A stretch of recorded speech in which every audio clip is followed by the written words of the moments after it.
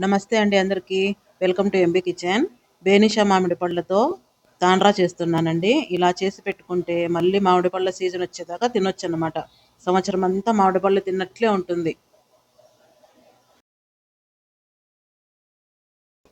ఇక్కడ వచ్చేసి బేనిషా ఫేమస్ అన్నమాట మాకు. అవి 2 తీసుకున్నాను. వెయిట్లో వచ్చేసి 800 గ్రామ్స్ ఉన్నాయి. బాగా తొక్క తీసేసి చిన్న చిన్న పీసులుగా కట్ చేసుకొని మెత్తగా పేస్ట్ లాగా చేసుకొని ఇలా కడాయిలోకి వేసుకోవాలి. నాకు కేజీకి తక్కువ ఉన్నాయి కాబట్టి నేను అర్ధ కప్పుకు తక్కువ వేసుకుంటున్నాను చక్కెర. పేస్ట్ వచ్చేసి వెయిట్ ప్రకారం నాకు 700 గ్రామ్స్ వచ్చిందండి. మామిడి పళ్ళ స్వీట్ని బట్టి చక్కెర వేసుకోవచ్చు. చక్కెర బదులు బెల్లము లేదా కలకండ అయినా వేసుకోవచ్చు ఇదే కొలతలతో. కలరు టేస్ట్ మారుతుంది, కానీ చక్కెర వేస్తేనే అసలైన తాండ్రా అన్నమాట. బాగా కమ్మటి రుచితో తాండ్రా తయారవుతుంది. ఇలా కలుపుతూనే ఉండాలన్నమాట, సిమ్లో పెట్టేసుకొని. ఇలా గట్టిగా అయిపోవాలి షైనింగ్గా. ఇప్పుడు వచ్చేసి ఒక నిమ్మకాయ అంత పిండిన రసం అండి, 1 టేబుల్ స్పూన్ అంత వేసుకుంటున్నాను. లేదా దీని ప్లేస్లో ఇలాచీ పౌడర్ అయినా వేసుకోవచ్చు.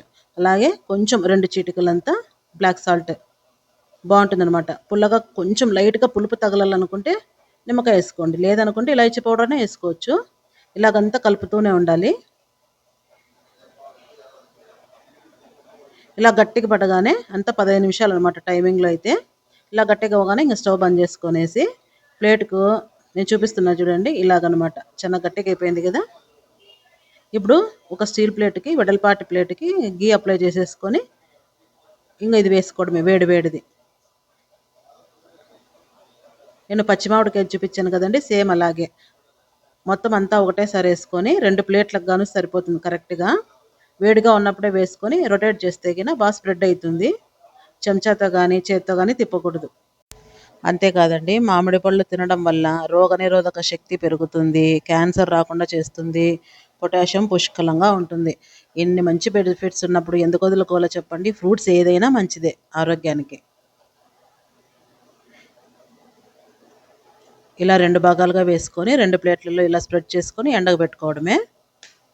చెప్పాను కదండి, నీడపాటున పెట్టుకోవాలి ఫ్యాన్ కింద. పొద్దున సాయంత్రం నీరెండకు పెట్టుకోవాలి. నైట్ టైమ్స్ వచ్చేసి దీని మీద క్లాత్ వేసేసామంటే కనుక దుమ్ము పడకుండా ఉంటుంది. ఇలా 2 డేస్ తర్వాత బాగా ఎండిపోయినాయండి. మనకుండే ఎండలకు తొందరగా ఎండుతాయిలేండి. ఇలాగంతా కట్ చేసుకుంటున్నాను.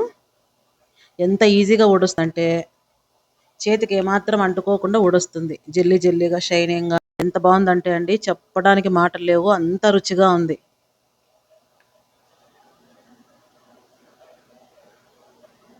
పిల్లలకి ఇచ్చామంటే చాలా ఇష్టంగా తినేస్తారనమాట. ఇప్పుడు ఎలాగో హాలిడేస్ కదా, ఇలా చేసి పెట్టేసేయండి.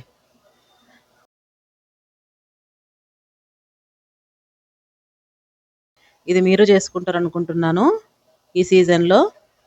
నేను ఇక్కడ వచ్చేసి సైడ్స్ కట్ చేసుకొని మనకు కావాల్సిన షేపుల్లో కట్ చేసి పెట్టుకోవచ్చు ఒక డబ్బాలో. ఫ్రిడ్జ్లో కూడా అవసరం లేదు. నేను ఎడ్జెస్ కట్ చేసి అన్ని రోల్స్ లాగా చేసుకున్నాను. అంతేనండి, మరిన్ని మంచి రెసిపీస్తో వస్తుంటాను. మీకే నచ్చింది అనుకుంటున్నాను. ఆ చిన్నవి ఏం వేస్ట్ కావండి, అవి కూడా తినేయచ్చు అనమాట. నేను షేపులు బాగా వస్తాయనేసి అలా ఎడ్జెస్ కట్ చేశాను.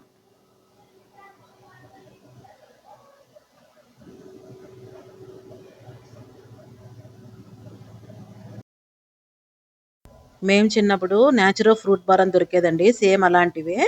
మీకు నచ్చిందా? సబ్స్క్రైబ్ చేసుకోండి. Thanks for watching.